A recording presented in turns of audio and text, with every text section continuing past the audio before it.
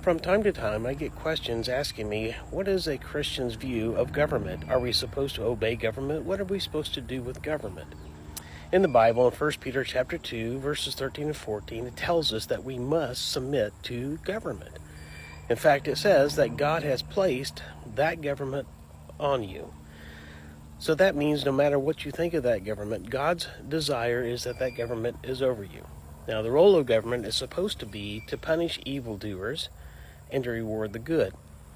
And we see that most of the time government does do that, and there are some governments that are bad. And as we get closer and closer to the end times, we're going to see more and more evil type of governments. But we're still supposed to submit to them because God put them over you. In Romans 13, it gives us a long list of things. It says, be subject to higher powers. And remember, God has put them in place. There is not a government, a king, a queen, a president, anybody that has not been placed there by God. I would even say that Joe Biden was placed in the position he is by God. And whoever wins this next election will be God's choice for government. We are to pay taxes to them, to pay tribute to them, to do these things, to honor them. That seems like a hard thing to do sometimes, is to honor something that you think is wrong or bad. Now, that doesn't mean that we are supposed to do evil things if the government tells us to do evil things, but we are to honor the government. We are to fear them, which really means to respect them, to look at them as an authority, and to do what is requested of us. In all this, a Christian should walk, it says, as in day, which means in the truth of God, to be a beacon of truth in that society, to walk honestly, not being a partier, not being a drunkard, not participating in sexual immorality or sinful abominations, and not arguing and being jealous. We are to obey and submit to government.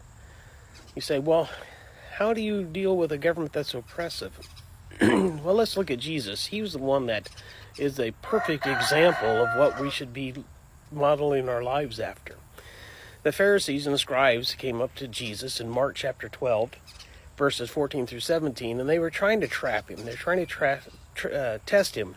Their goal was to cause Jesus to make an answer that would put him against somebody. So they asked, should we be paying taxes to a foreign government?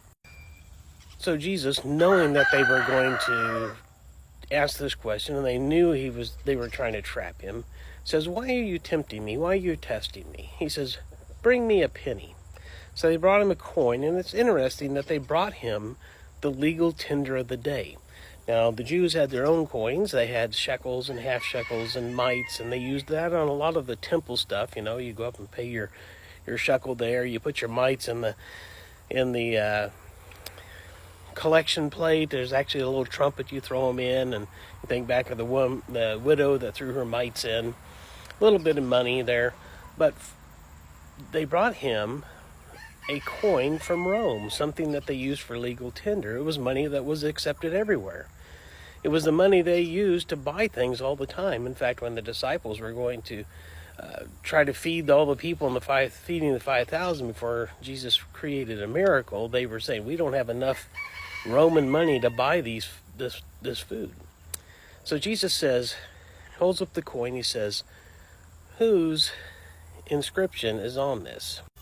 Here I just happen to have a coin with Abraham Lincoln on it. As you can see, we put images on there on our coins that have to do with our government and who issued them and where they come from and their value. So when they brought him a coin, he said, whose image and whose inscription is on here?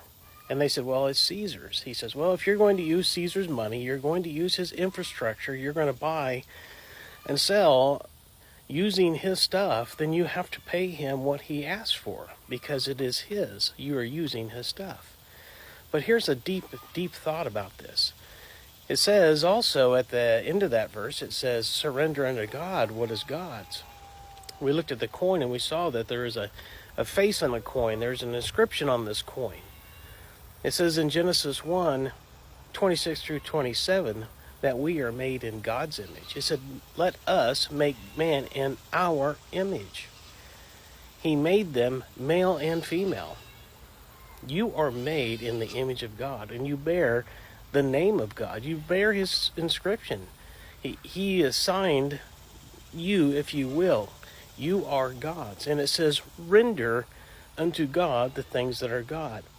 That word render means surrender.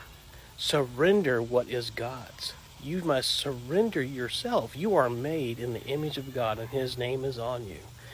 Surrender yourself to God. Render unto God the things that are God's. Thank you very much, and have a great day.